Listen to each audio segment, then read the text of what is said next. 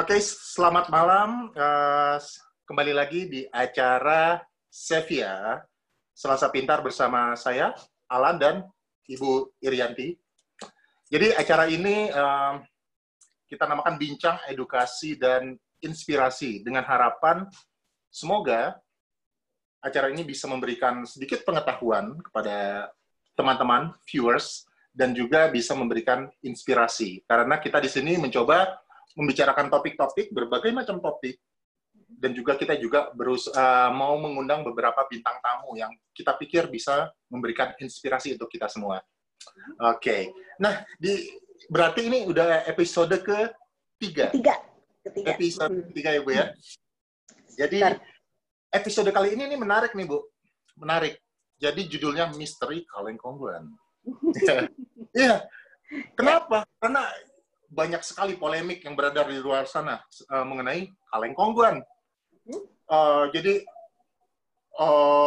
banyak sekali yang teori konspirasi yang beredar. Apakah ini kekuatan elit global yang mengatur Kaleng Kongguan? Ya, contohnya kenapa kalau Lebaran Kaleng Kongguan isinya banyak yang isinya jadi rengginang? Nah, itu misalnya, atau kenapa wafernya cuma 2? Itu misteri juga. Kan banyak kalau saya sih gitu, banyak pelajaran sebenarnya dari Kaleng Kongguan. Contohnya, kenapa isinya rengginang? Walaupun saya nggak bisa menjawab misteri itu, tapi kalau saya sih mikirnya, kita diminta untuk ikhlas, bersyukur. Bersyukur, karena kalau isinya bukan biskuit rengginang, ya sudahlah, ya kan, ya kan, kita recycle menggunakan kaleng untuk terus misalnya wafer 2, kenapa wafernya 2? Karena ya kita diajarkan berbagi. Cuma ada satu hal nih, Bu. Ada satu yang menarik adalah di kalengnya. Bapaknya kemana? Nah, itu saya jawab. Banyak sekali, ada yang bilang, kan yang ngambil foto kan bapaknya. Itu ada satu teori. Tapi ada yang bilang juga bahwa ini tuh untuk superioritas, menunjukkan superioritas laki-laki gitu. Nggak maco. Masa harus nongol di Kaleng Kongguan, harus laki-laki itu kerja. Seperti itu. Oke, sip. Ya, seperti itu. Tapi kalau kali ini ya, misteri ini kita mau kaitkan. Kita mau nanya ke misteri guest kita. Jadi, kita mau mengkaitkan Kaleng Kongguan ini dengan peran ayah ya, Bu ya. Peran ayah sebagai peran ayah dalam keluarga. Dalam keluarga, betul. Untuk perkembangan ya, aspek psikologis anak. Psikologis anak. Jadi buat yang baru pertama kali menonton kita punya satu orang ahli psikologi, Ibu Rianti ini. Beliau adalah salah satu ahli psikologi pendidikan. Salah satu ahli psikologi pendidikan di Indonesia, dan beliau juga ahli psikologi Islam ya, Bu ya, sedang mempelajari psikologi Insya Allah, Islam, mendalami itu. Ya. Mendalami juga, dan kami berdua itu adalah certified NLP trainer, yes. Jadi kita berusaha melihat segala sesuatunya dari angle psikologi. Yep. Seperti janji kita nih, Bu, kita mau mengundang Mr. Guest. Mr. Guest-nya tadi kita mau mengundang Papa Kongguan. Kita mengundang bapak yang ada di Kaleng Kongguan itu. Cuma masalahnya masih menjadi misteri. Saya nggak dapat nomor kontaknya. Nggak tahu gitu. Udah cari kemana-mana, nggak tahu. Akhirnya ya kita mau mengundang nih salah seorang misteri guest kita. Yes, kita interview langsung aja, kita tanyakan langsung aja. Ya, dan yang jelas beliau bukan Papa Kongguan. Yang jelas beliau adalah papa, tapi bukan papa yang ada di Kaleng Kongguan. Oke, ketemu di mana papanya? Misteri guest-nya ketemu di mana? ya itu dia. Nah, jauh, masalahnya beliau itu jauh sekali. Ini kita harus undang jauh-jauh. Beliau bangun pagi-pagi, yes, kita undang aja langsung misteri guest kita. Ya. Yes. Baik. Nah, ini dia misteri guest kita. Oke. Halo. Selamat pagi dan malam. Selamat pagi dan malam, Pak. Oke. Ya. Ini misteri guest kita. Pertama saya mau perkenalkan dulu misteri guest kita. Beliau adalah Bapak Wisnu Broto. Sekarang beliau bekerja sebagai dosen di Binus University, dan kebetulan nih beliau jauh sekarang dari sedang tidak berada di Indonesia. Beliau sedang berada di Amerika Serikat, tepatnya di Ohio. Ohio ya Pak ya. Ohio. Yes, jadi berarti di sana jam berapa Pak? Jam 6 jam 7 pagi. Jam 8 lebih berapa nih? Lebih 5 kali ya. Jam 8, jam 8 ya, lebih 8.07 tepatnya ya. Masih pagi untuk Oke. Nah, Pak Wisnu, kita sedang mau ngobrol-ngobrol nih Pak tentang topik kita berkaitan dengan peran ayah di dalam keluarga. Jadi pengen tahu, pengen ngobrol-ngobrol.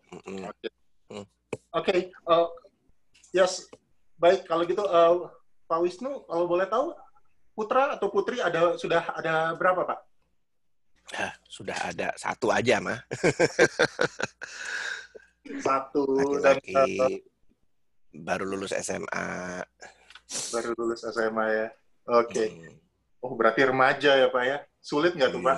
Apalagi di Amerika kayaknya susah banget Masya Allah. Pergaulan jadi beda normal, nanti saya ceritain aja deh bedanya sini sama di Indonesia.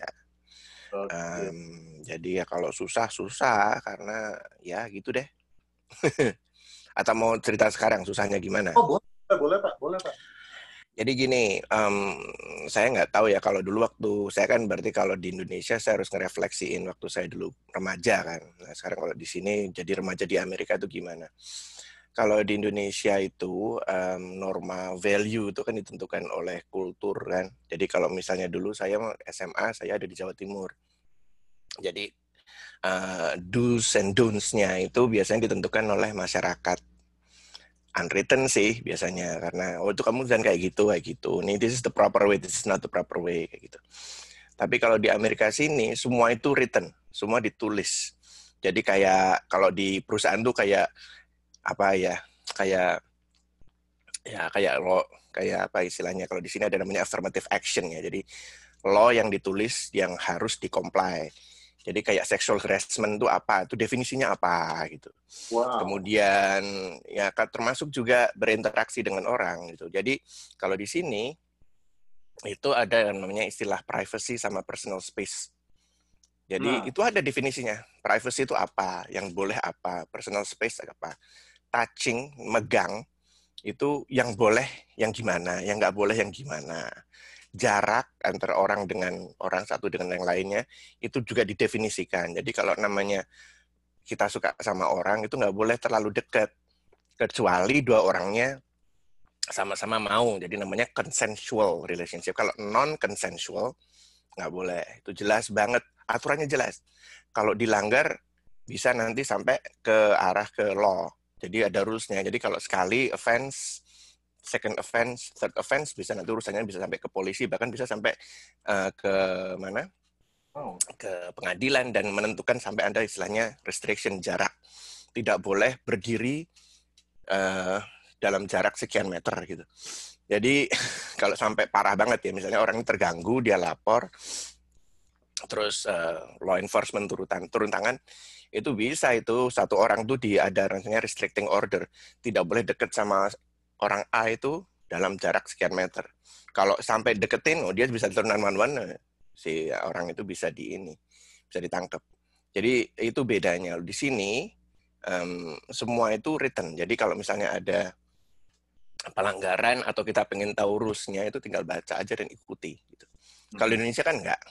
Jadi kalau di Jawa seperti ini, di Jawa Barat, Jawa Tengah aja, saya tuh tinggal dulu dari Jawa Barat, Jawa Tengah, Jawa Timur, itu aja ininya beda-beda, apa namanya, values, rules, sama norms-nya beda-beda. Ya masing-masing kalau misalnya ada masalah atau apa, ya diomongin. Terus biasanya kalau orang Indonesia bilang kan, diselesaikan secara kekeluargaan, gitu kan. Di Amerika nggak ada kekeluargaan.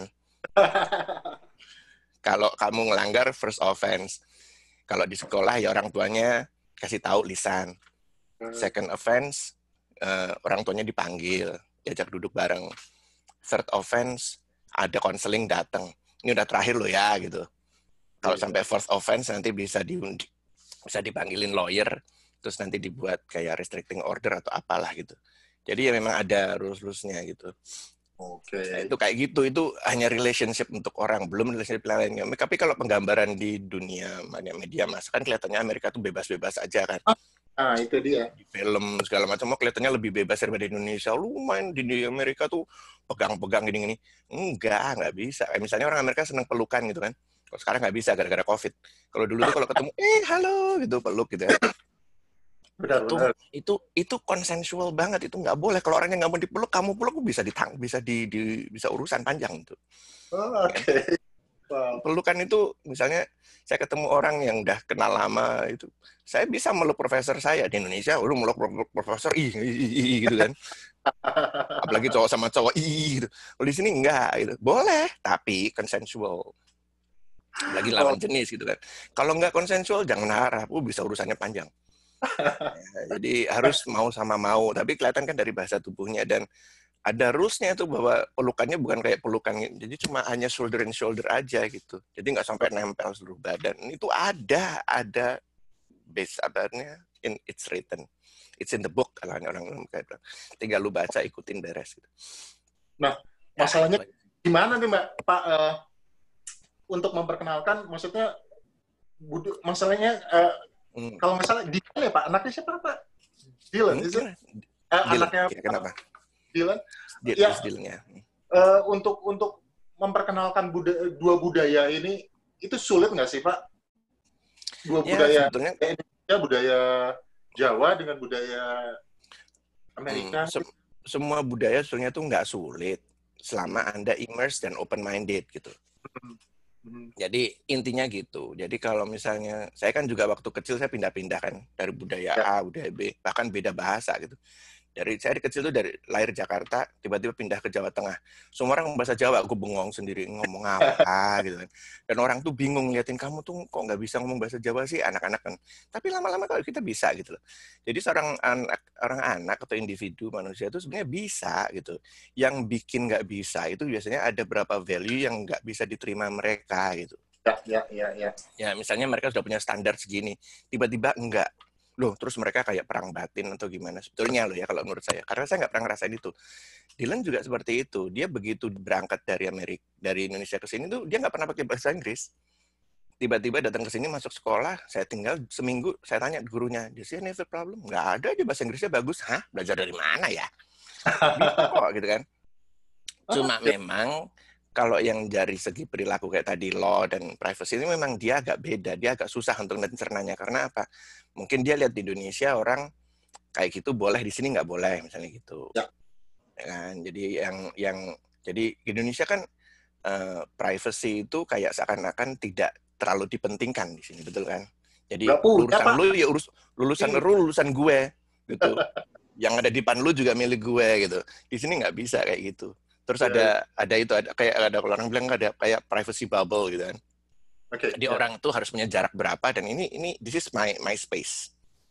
You should not enter my space gitu. Di Indonesia kan nggak ada. Jadi konsep-konsep privacy dan itu yang agak susah kalau dari Indonesia. Menurut saya, menurut pengalaman pribadi ya. Karena untuk menjelaskan itu agak susah gitu. Ini nggak boleh. Tapi aku lihat dulu sama temen boleh. Sekarang kok nggak boleh gitu. Itu. Jadi ada hal-hal yang harus diajarkan dan juga harus dipahami bahwa ini kayak gini nggak boleh, kalau kamu langgar nanti konsekuensinya seperti ini gitu. Jadi kayak gitu, consensual. Jadi kayak dulu waktu saya masih anak-anak sering kan saya tidur tempat teman gitu, jalan-jalan aja, nggak usah pamit orang tua. Oh di sini kalau mau pergi harus ada written rules dari orang tua, harus ada consent, letter of consent, ada ditulis, nggak pakai meterai 6.000 sih, tapi ditulis pergi kemana, naik apa, kemana, jam berapa, siapa yang tanggung jawab tuh kalau keluar kota gitu, saya harus tulis surat gitu bahwa saya orang tua nama ini, jadi kalau misalnya dia sakit, si orang tua yang bawa ini, teman ini harus, dia punya hak untuk memberikan treatment, karena kalau sampai nggak ada treatment itu tuh masuk rumah sakit. Misalnya Dylan pergi sama temannya, dia sakit, terus dia masuk ke rumah sakit. Kalau yang sama dia bukan orang tuanya, tadi kira dia ya orang tuanya itu nyulik. Atau kalau enggak, dia tidak diberi proper treatment karena bukan orang tuanya. Jadi harus ada consent. Sampai ditulis kayak gitu. Coba kalau Indonesia, masukin rumah sakit, no question asked kan? Iya. Karena bukan karena orang Amerika tidak manusiawi, tapi memang begitu law-nya. Kalau Anda memberikan treatment kepada seorang yang bukan keluarganya, itu harus ada consent. Itu tulisannya jelas. Harusnya jelas. Oke. Nggak perlu meterai sih. Di sini nggak ada meterai soalnya. Tapi cukup ada written itu aja dah. Oke. Baik, Pak. Kita masuk ke topik nih, Pak, tentang peran dalam keluarga, peran ayah dalam keluarga. Yang pengen kita tanyain, ada kendalanya apa sih, Pak? Jadi kan Bapak di Amerika itu berdua ya, Pak ya, dengan Dylan ya? Iya, saya cuma berdua aja ya. Kendala yang paling dihadapi karena gini, kan ada fungsi-fungsi tertentu, peran-peran tertentu yang jadi antara ibu dan ayah itu kan ada pembagian peran. Tapi ada peran tertentu yang kadang tidak bisa dilakukan oleh ayah, gitu.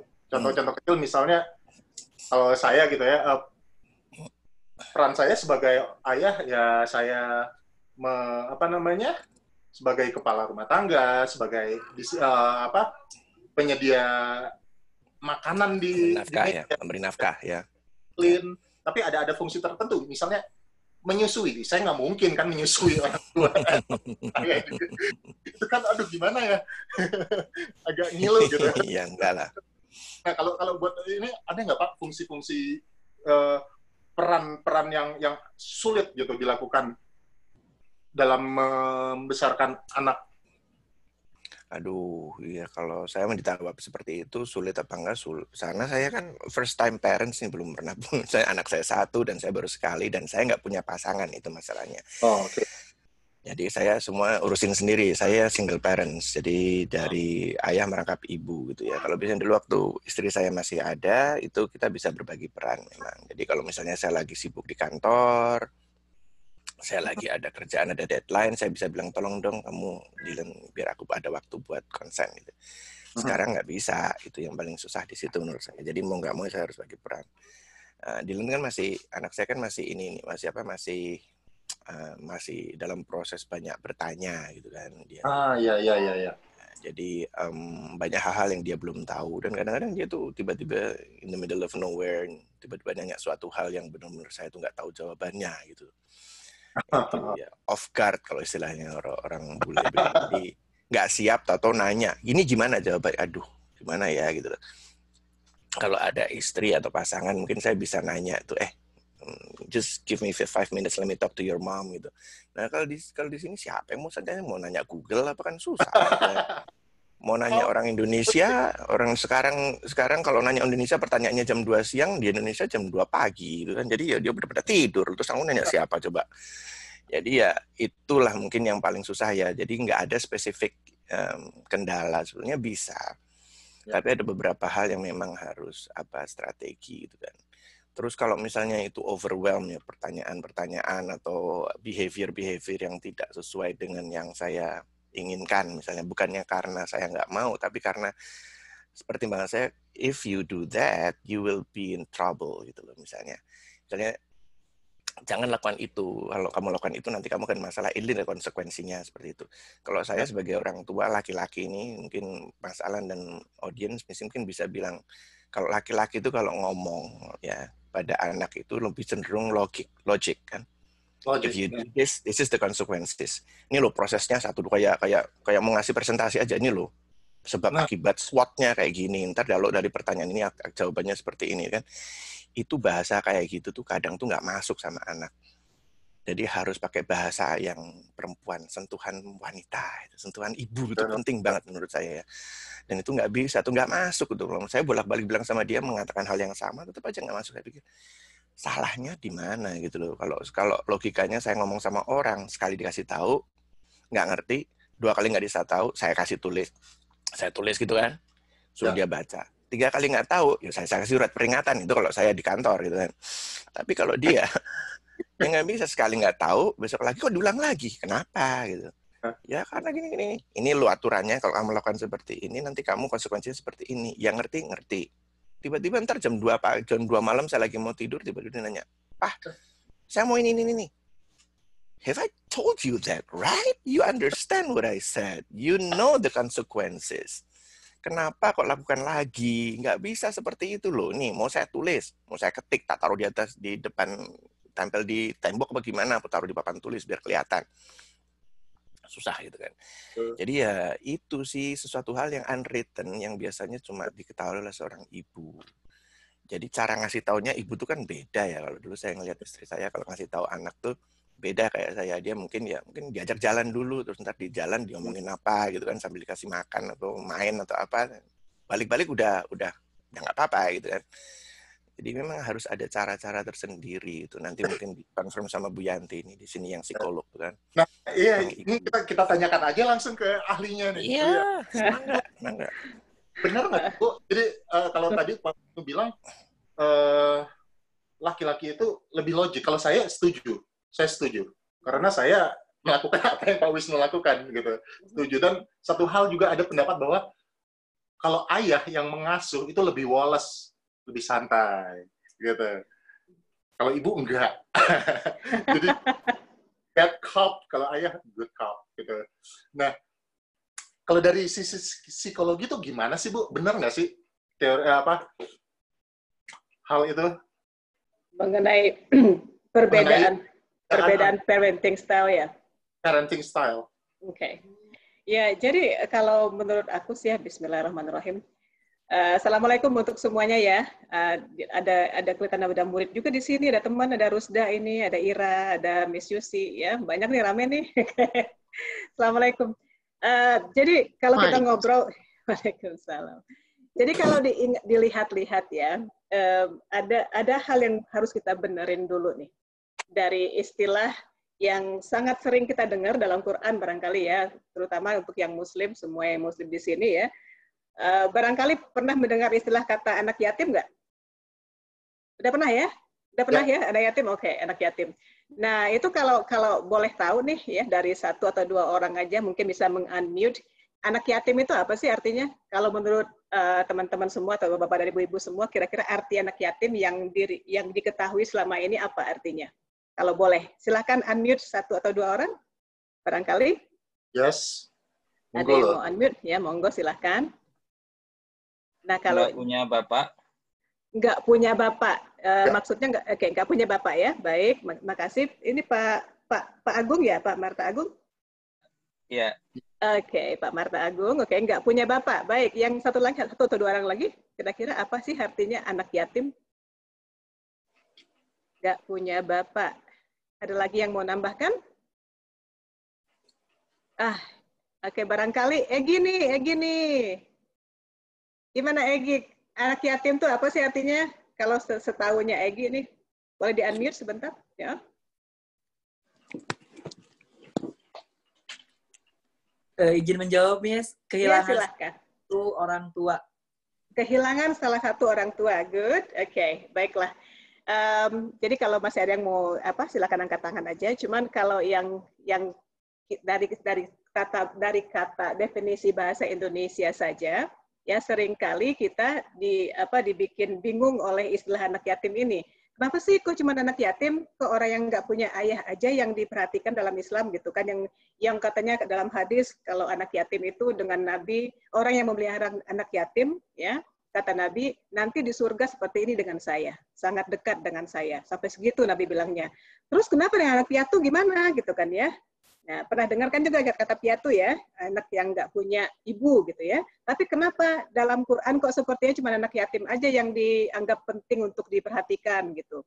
Nah, ternyata ya, pas dicek lagi dengan orang Arab ya, dengan orang Arab banget, dicek lagi, ditanya lagi, dilihat lagi kamus bahasa Arab, ternyata piatu itu nggak ada dalam bahasa Arab.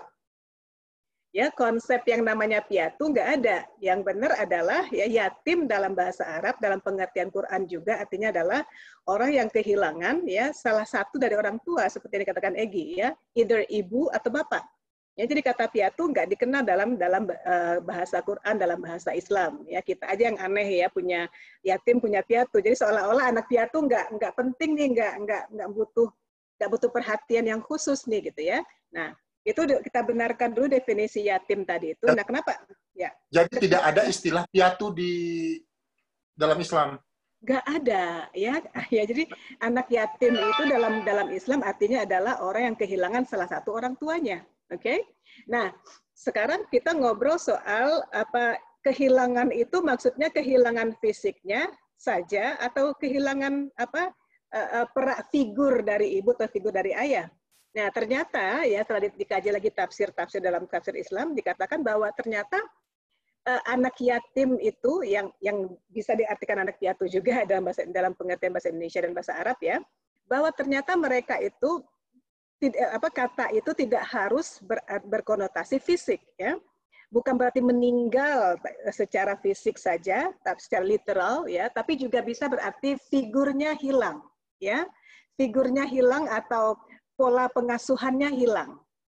Oke? Nah, jadi kalau tadi kita ngobrol soal apakah pola pengasuhan ayah dan ibu itu berbeda, ya, di dalam Al-Quran jelas-jelas dikatakan berbeda, ya, tapi walaupun tidak specifically ya dikatakan di mana bedanya, tapi semua research dalam psikologi maupun dalam sosiologi dikatakan memang pola pengasuhan ibu dan ayah itu berbeda. Benar kata Pak Wisnu barusan gitu ya, kalau saya kata Pak Wisnu, saya sukanya harus solusi, logika gitu ya. Ini konsekuensinya, kalau kamu lakukan ini konsekuensinya.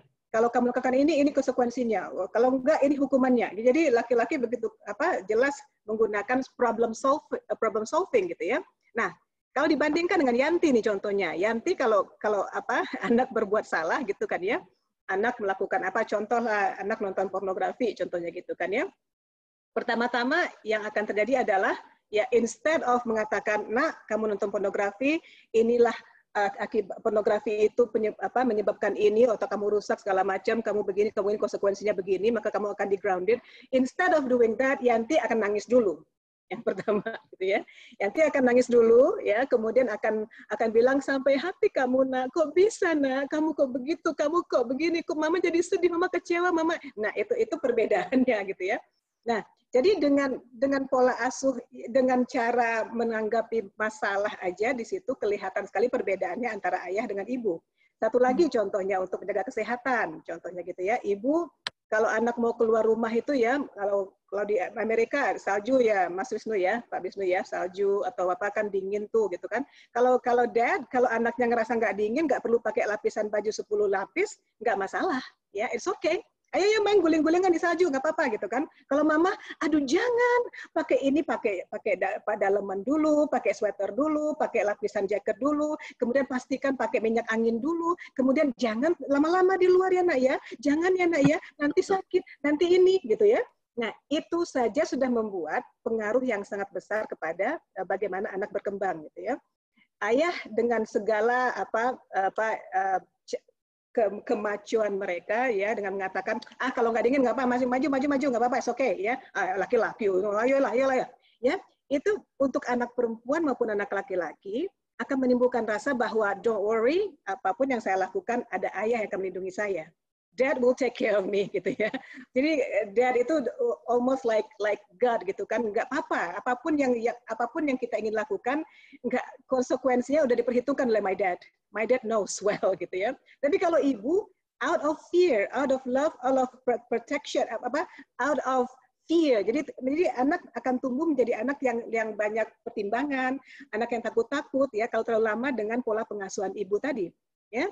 Apalagi untuk anak laki-laki ini berbahaya sekali ya, terlalu lama dengan pola pengasuhan ibu ya, akan tidak baik untuk kepercayaan dirinya ya, untuk self confidence-nya, untuk mencoba hal-hal baru yang menantang ya. Kemudian dengan sendirinya juga kalau ayah yang suka seperti Pak Wisnu nih, kalau Pak Wisnu kan bilang apa konsekuensinya, ini yang akan terjadi kalau kamu lakukan ini begini. Nah itu kan banyak berbicara, banyak berdialog ya.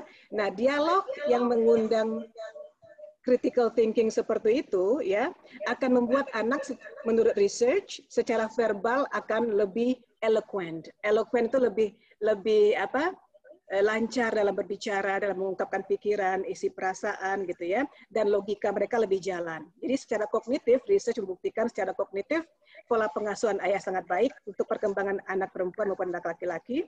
Secara emosional, anak perempuan, anak laki-laki sama-sama lebih bisa mengontrol emosinya ya, tidak lebay gitu ya. Kemudian secara hubungan interaksi sosial ya, anak-anak akan lebih pede untuk menghadapi orang ya, bisa beradaptasi dengan baik. Sedangkan kalau terlalu lama dengan ibu ya, ibu adalah memberikan rasa tenang gitu, rasa bahwa ibu akan selalu ada untuk saya. Nah itu dia bedanya kalau ayah akan bisa memberikan solusi apapun juga. Nah itu dia. Kalau dengan ibu pasti melindungi saya. Nah itu beda sekali loh.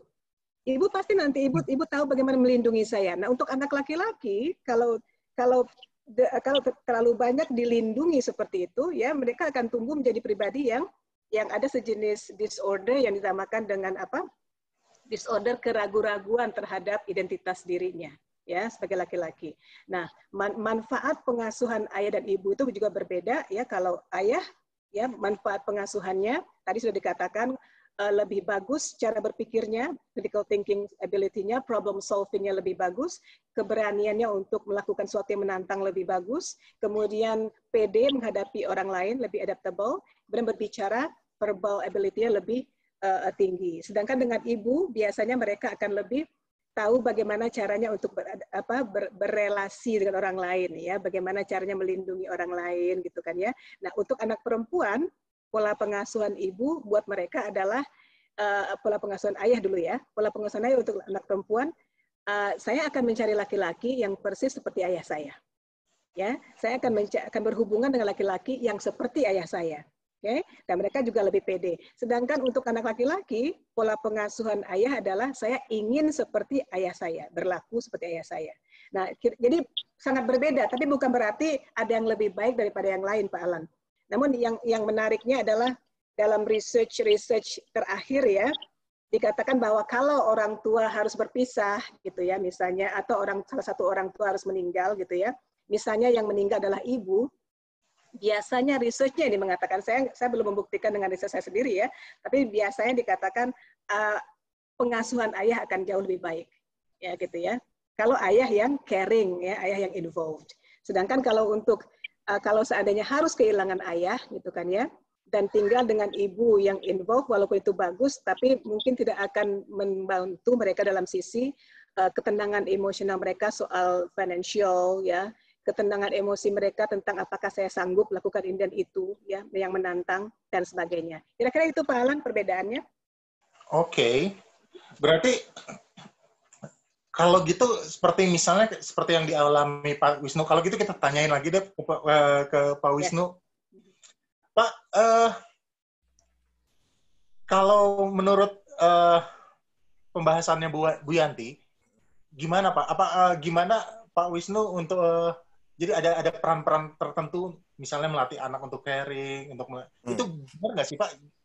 Maksudnya gimana sih Pak akhirnya untuk menggantikan peran ibu gitu? Itu gimana Pak Wisnu dalam menggantikan peran ibu mendidik anak untuk lebih caring, lebih yes.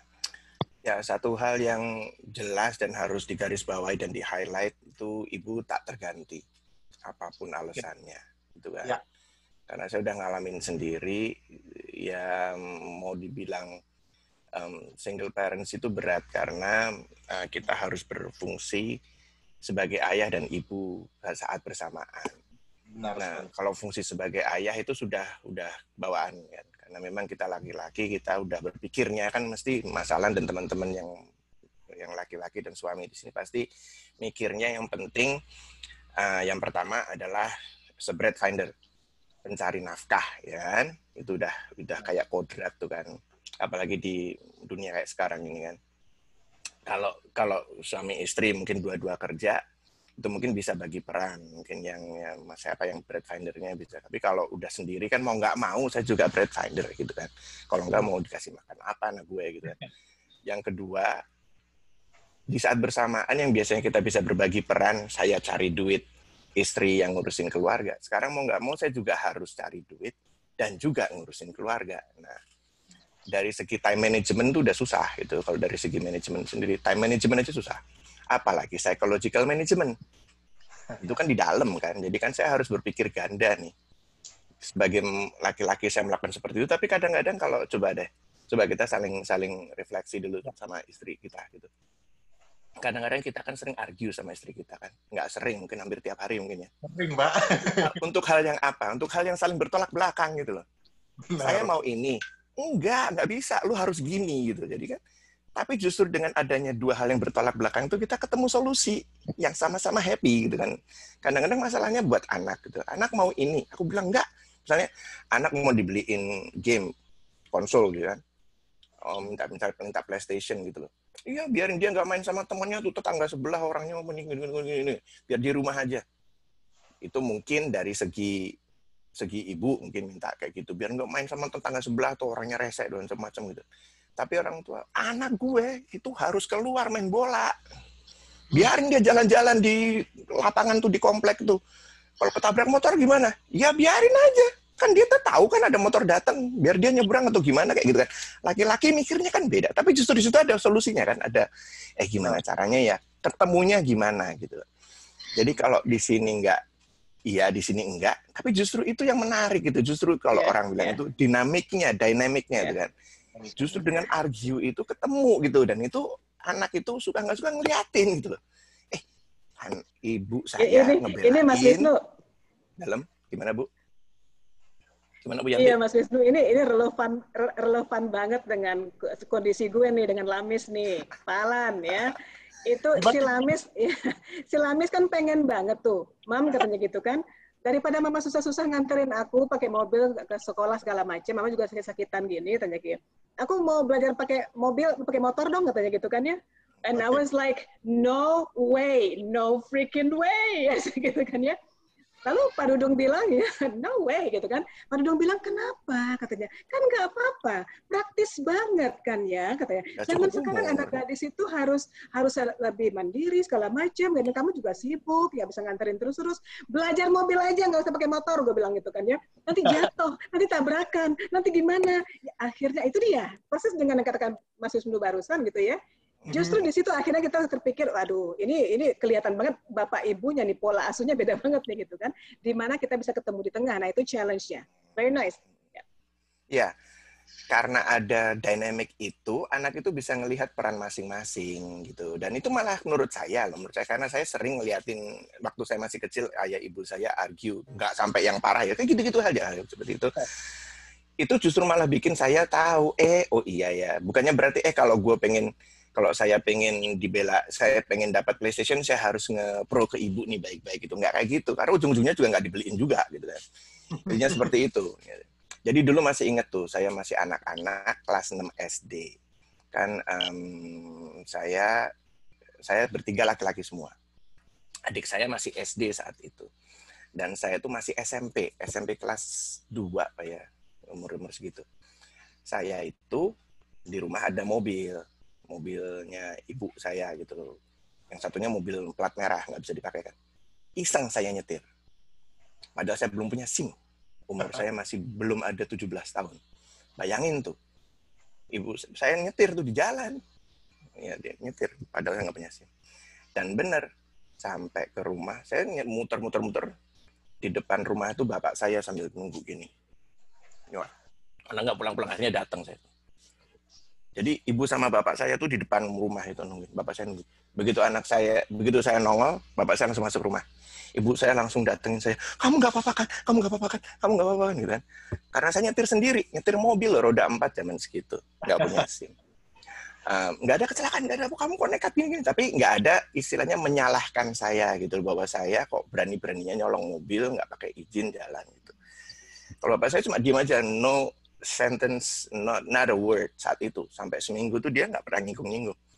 Sampai suatu ketika setelah saya udah kuliah, saya udah legally driving, baru bapak saya bilang, untung kamu bisa nyetir ya.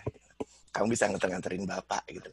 Jadi mungkin dulu bapak saya itu nggak benar-benar marah, cuma ngeliatin anaknya bisa nyetir atau nggak ya. Alhamdulillah udah selamat, nggak nabrak orang.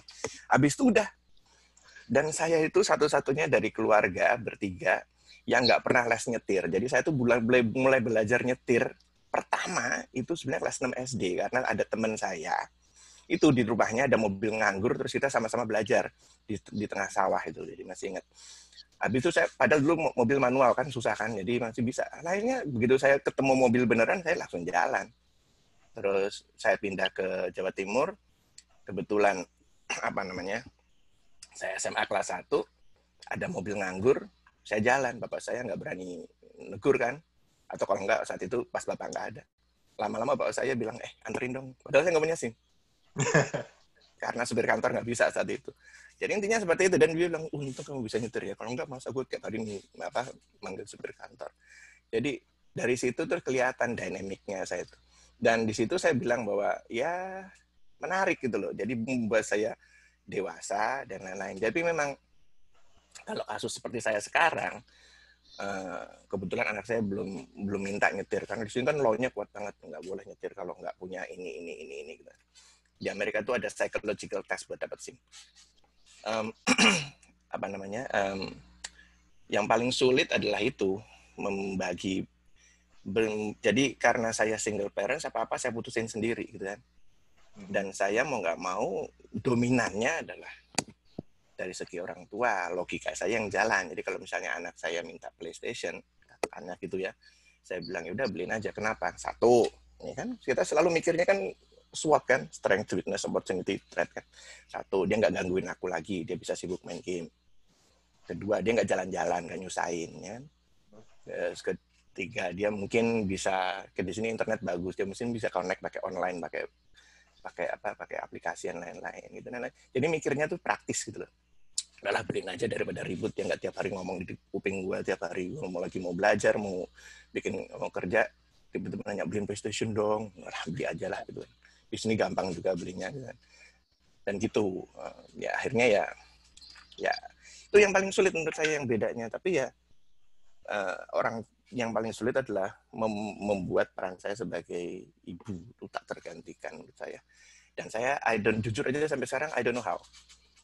Saya nggak tahu gimana. Saya cuma kadang-kadang kalau lagi diem di rumah mikir, oke, harusnya gimana ya gitu. Kalau aku jadi seorang ibu, what am I supposed to do? Saya nggak bisa kayak Bu Yanti nangis gitu. Ya saya nggak bisa nangis.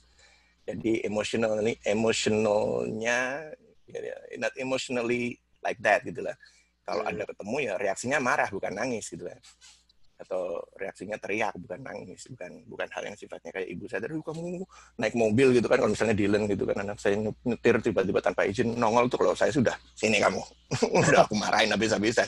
Tapi ibu saya keluar dari pintu, aduh kamu nggak apa-apa kan, kamu nggak apa-apa kan? Dia nggak nanyain mobilnya nabrak apa nggak, anaknya. Kalau bapak saya ngeliatin mobilnya nggak apa-apa ya udah gitu.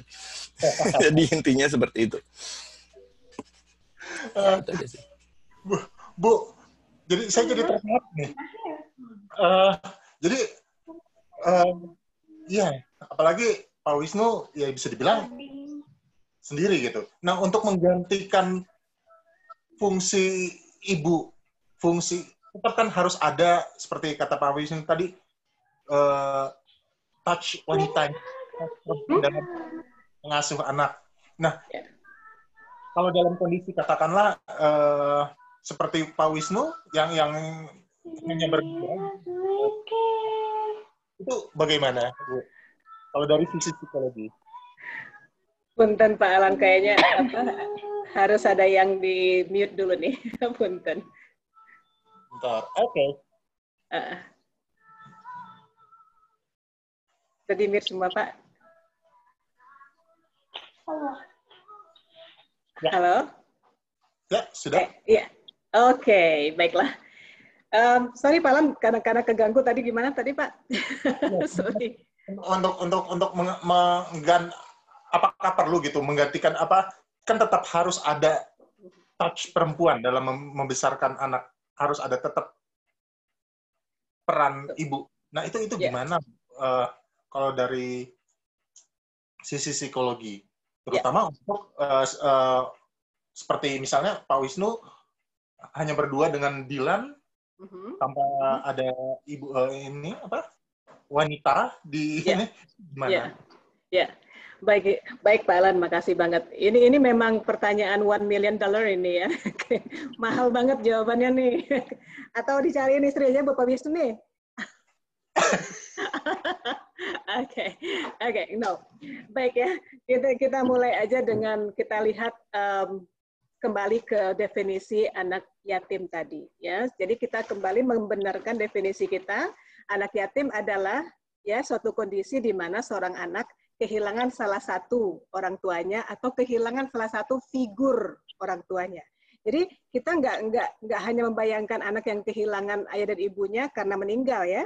Tapi kita juga ngomong soal anak yang kehilangan figur ayah dan ibu. Ya, walaupun ada ayah, ada ibu di rumah ketemu 24 jam sehari, tapi kadang-kadang ada ayah dan ibu yang tidak involved, ya, yang tidak peduli, yang neglect, yang mencuekin segala macam. Nah, itu kita sebut dengan anak yatim psikologis istilahnya gitu ya. Jadi, nah, terus gimana dong kalau kita harus dalam kondisi di mana salah satu dari figur itu nggak hadir dalam kehidupan kita ya. Kalau dalam kasusnya Pak Wisnu meninggal gitu ya. Kalau dalam kasus orang lain barangkali bercerai, misalnya ya bercerai, kemudian bapaknya atau ibunya udah nggak involved lagi dalam kehidupan anak ini gimana gitu ya. Nah, in case for example anak yatim yang kehilangan figur ayah gitu ya. Dalam ilmu psikologi dikatakan juga bahwa cara satu-satunya untuk kembali menyeimbangkan, karena dua-duanya perlu ini, figur ayah ibu ini perlu ya. Tapi kalau harus tidak ada, maka cara satu-satunya untuk menyeimbangkan adalah dengan memberikan ya figur alternatif. Ya, figur alternatif. Maksudnya gimana? Dipinjam sebentar cewek atau cowok enggak? Ya, lebih tepatnya gini ya. Dalam Al-Qur'an, dalam dikatakan, dalam Islam dikatakan ada yang disebut dengan al-aqilah. Al-aqilah artinya adalah sistem kekerabatan. Ya, jadi kisah hidup Nabi Muhammad SAW barangkali adalah kisah yang paling tepat, yang paling keren yang kita katakan untuk menggambarkan bagaimana seharusnya anak yatim diasuh. Ya, coba kita lihat dalam kandungan saja, ya Nabi Muhammad sudah kehilangan bapaknya literally, ya fisiknya meninggal bapaknya Abdullah. Oke, nah kemudian harus diasuh oleh seorang ibu Aminah. Nah kemudian apa yang terjadi? Ya langsung saja ya dalam budaya orang Arab itu ya sistem kekerabatan ini sangat-sangat penting ya. Di Indonesia juga begitu ya. Dulunya amat sangat nih kuatnya ya, terutama di Sumatera Barat yang saya tahu karena saya orang Padang ya, orang Sumatera Barat. Saya bisa mengatakan bahwa sistem kekerabatan kita luar biasa ya, proteksi untuk ponakan, anak, ponakan ya. Ada pepatah yang mengatakan anak dibimbing, ponakan anak dipangku, ponakan dibimbing ya. Anak dipangku, keponakan dibimbing. Artinya kita nggak boleh melupakan aqilah. Apa itu aqilah? Itu yaitu sistem kekerabatan. Kalau seandainya seorang anak kehilangan figur ibu, maka aqilahnya atau kerabat-kerabat dari perempuan, dari ayah atau ibunya ya berkewajiban untuk take place ya, menggantikan peran figur yang hilang itu. Kalau seandainya ibunya yang hilang figurnya, mungkin bibinya yang cepat menggantikan ya, atau kakak perempuan yang cepat menggantikan ya, atau ya neneknya yang perempuan cepat menggantikan supaya seimbang lagi peran itu. Ya, untuk kasusnya Pak Wisnu barangkali ya harus mencari dukungan ya dari figur-figur perempuan yang rasa-rasanya dari kerabat dulu barangkali ya. Mungkin ada bibinya Dilan yang bersedia untuk memberikan perhatian lebih kepada Dilan gitu ya.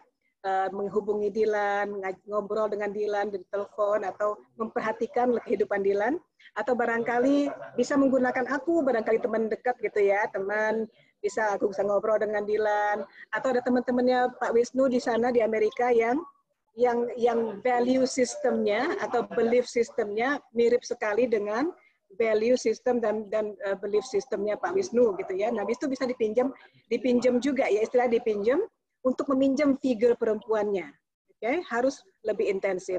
Nah, the same thing kalau seandainya yang hilang itu adalah figur bapak, contohnya ada seorang ibu ya yang bercerai dengan suaminya, kemudian suaminya nggak involve lagi sama sekali atau meninggal suaminya, bisa meminjam akhilah atau ke kerabat, terutama yang paling bagus itu kerabat dari bapak ya. Jadi kenapa kerabat dari bapak? Kenapa Islam menganggap kerabat dari bapak itu penting sekali? Karena laki-laki, whether you like it or not, suka atau tidak, ya, itu representasi dari sesuatu yang tinggi, yang di bawah Tuhan gitu, di bawah Tuhan. Laki-laki itu representasi problem solver. Laki-laki itu representasi pelindung, protection of the clan, ya, pelindung suku, pelindung kerabat, pelindung keluarga, pelindung, oke? Okay? Problem solver dan pelindung, ya, figur yang kuat, figur yang berani, figur yang mencari solusi dan mencari makan. Nah, jadi mau nggak mau figur laki-laki itu sangat dibutuhkan untuk memberikan rasa bahwa gua aman ya dari segala sisi, ya. Walaupun mungkin saya tidak diberikan kelembutan kasih sayang yang seperti yang diberikan perempuan, tapi dengan adanya bapak hampir semuanya terakomodasi. Namun seperti tadi saya katakan, kalau figur bapak hilang, gantikanlah dengan figur laki-laki dalam kerabat kita dulu, ya, kerabat laki, pamannya, ya, atau saudara laki-laki dari bapaknya, ya, pamannya, saudara laki-laki dari bapaknya, kakeknya seperti Nabi Muhammad, Abdul Muthalib langsung ambil peranan. Nah, ini ada kisah yang lucu. Ini bukan agama Islam ya. Ini adalah suatu kebudayaan di Mesir itu ya, di mana begitu seorang ibu ya, misalnya suaminya meninggal, ya. Itu mereka itu nggak diberi pilihan selain menikah dengan adik atau kakak almarhum suaminya. Itu budaya, itu ya kalau dalam istilah Minang itu namanya ganti lapia, ganti tikar gitu. Tapi ini adalah budaya ya. Kalau secara Islam dikatakan ya, kalau mau menikah ya oke saja dengan kakak atau adik almarhum suami. Tapi kalau nggak mau, pinjamlah mereka untuk menggantikan figur suami yang sudah meninggal itu. Jadi sebenarnya yang pentingnya adalah figurnya. Ya kembali Islam menyiratkan sekali lagi bahwa bukan fisik yang penting, tapi your involvement, hadir dalam kehidupan itu dalam bentuk yang nyata gitu, dalam bentuk role model, beraktivitas dengan mereka, memberikan contoh yang jelas dan involve mereka dalam kehidupan bapak atau ibu ini. Gitu Pak Alan. Oh gitu. Jadi kasihan juga ya. Jadi ya tim itu bukan hanya fisik ya, tapi katakanlah kasihan juga yang anak-anak yang diasuh oleh babysitter gitu ya. Itu yatim kali ya Bu ya. Yatim piatu kadang-kadang kalau gue pikir mah, ya yatim piatu kalau sama babysitter. Bapak sama ibu cuma gue pernah lihat loh Pak Alan, asli gue pernah lihat. Gue lagi jalan-jalan tuh malam minggu sama Pak Dudung sama anak-anak ya di Pejaten bukan Village, Kemang Village ya. Itu kita lagi nungguin makanan, gue lihat nih kan ibu-ibu dengan dua orang anak perempuan masih kecil-kecil, lucu banget, sangat lucu anaknya, sangat cute, dengan babysitter, kayak babysitter 2 ekor, 2 orang, babysitter 2 orang gitu ya, mamahnya asik dengan gadget, asli gadget gini terus ya, gitu kan ya, terus anaknya mami. Halo Bu, terputus Ibu. Frozen. Ibu. Oke.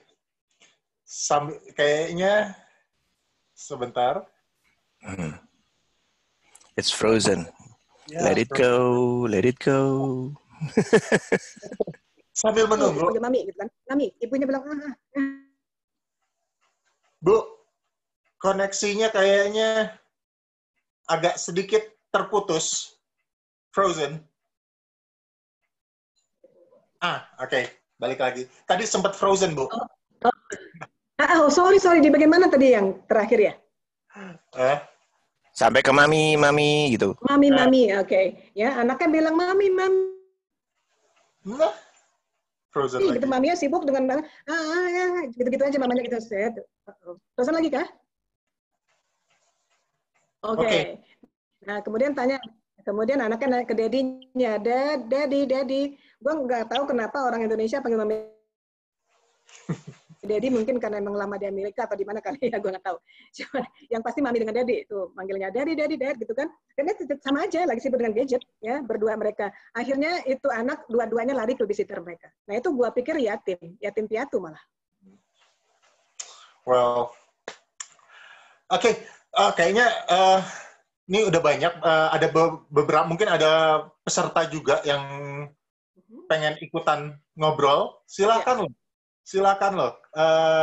Silakan bertanya ke ahlinya, Ibu Irianti, dan mungkin pengalaman-pengalaman ke Pak Wisnu.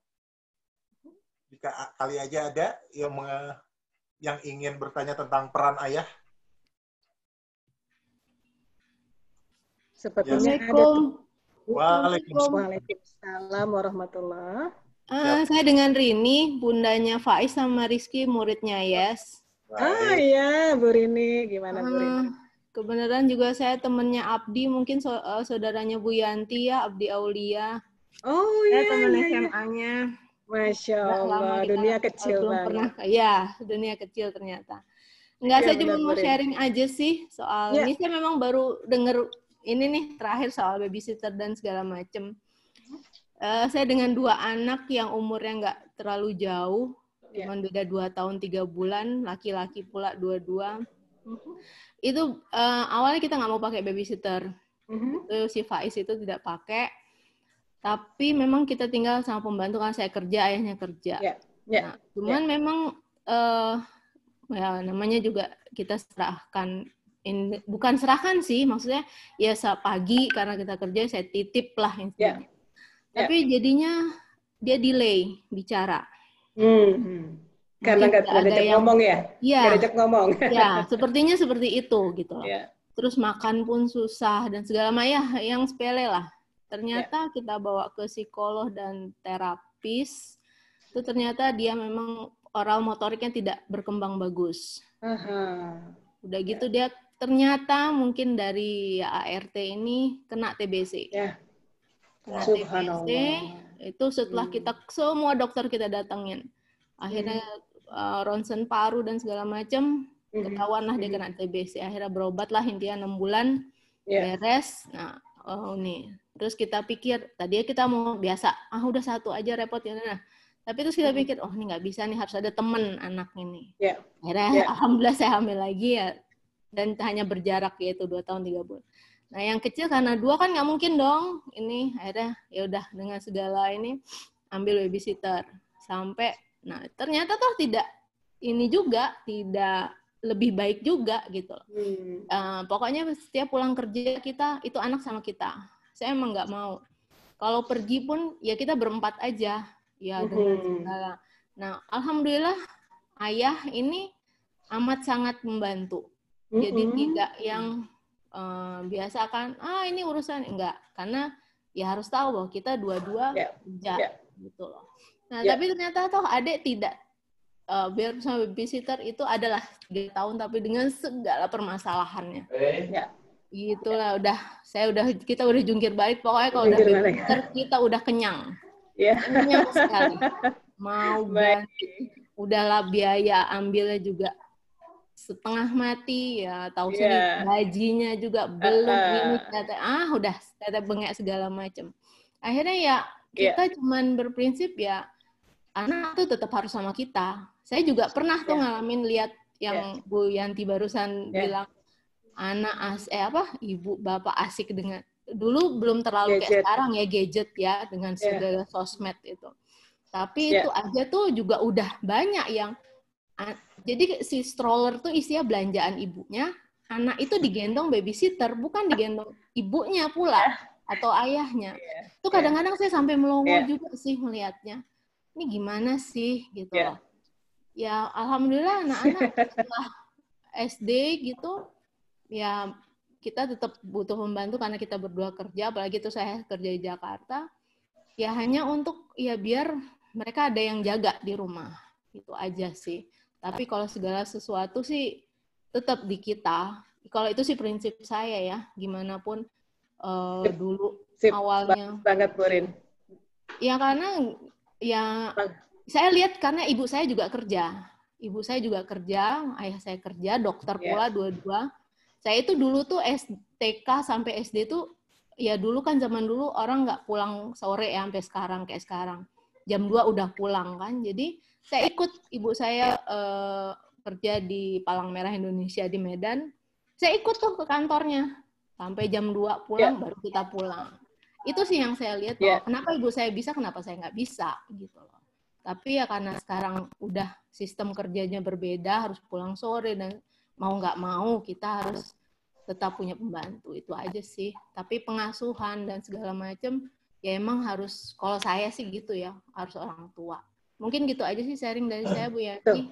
Makasih. Baik. Makasih banget, Burin. Terima kasih, Burin. Itu pengalaman yang bagus ya. Ini mengingatkan saya kepada suatu, saya dulu langganan majalah. Oh, sepertinya kembali frozen. Nah, oke. Saya terputus. Ini mengingatkan saya kepada satu artikel yang saya baca di majalah kebudayaan Jepang ya.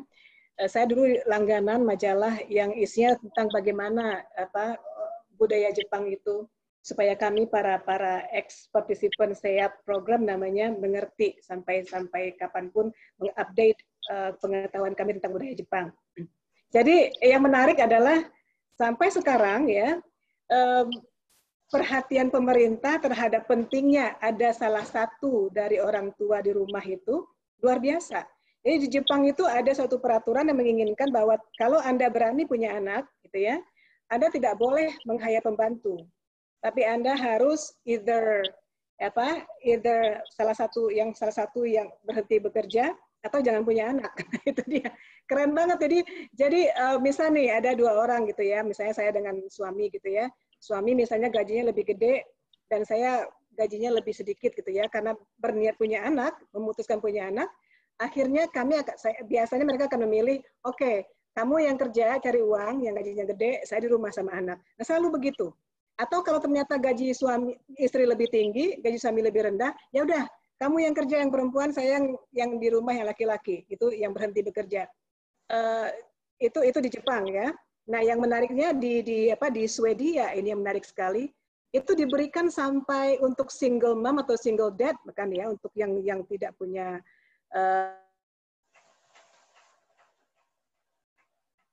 kembali frozen, Bu. Ibu. Maaf, terputus-putus lagi.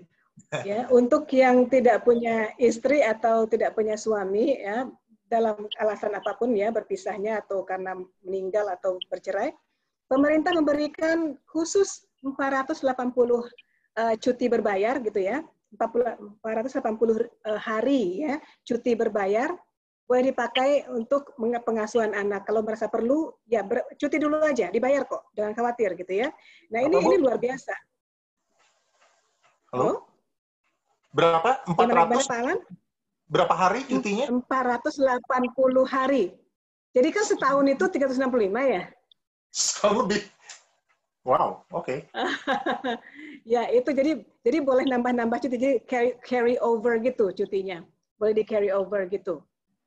Ya kalau perlu, aduh anak saya sakit lebih lama ya, di carry over aja. Jadi mereka dapat jatah pokoknya ya 480 hari dipakai dalam waktu berapa tahun terserah, yang penting ya mereka diberikan fasilitas banget untuk mengurus anak dengan baik itu gitu ya.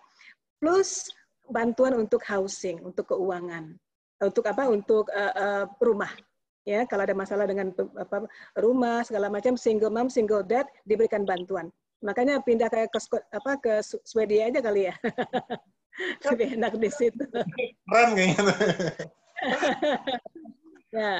Ya begitu, Alan.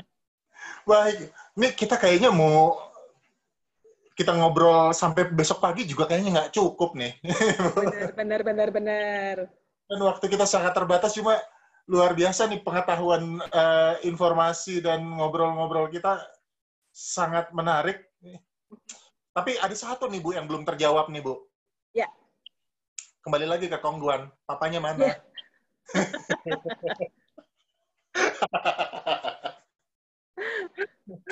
Ya. Gini deh, kita berikan ke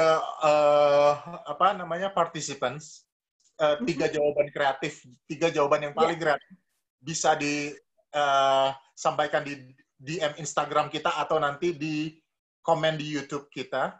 Silahkan 3 jawaban paling keren, paling kreatif akan mendapatkan sesuatu dari Yes Turning Village. Ya. Okay. Kira-kira apakah itu? Adalah. Oke, Dan. Kalau begitu, sepertinya terima kasih Pak Wisnu atas waktunya.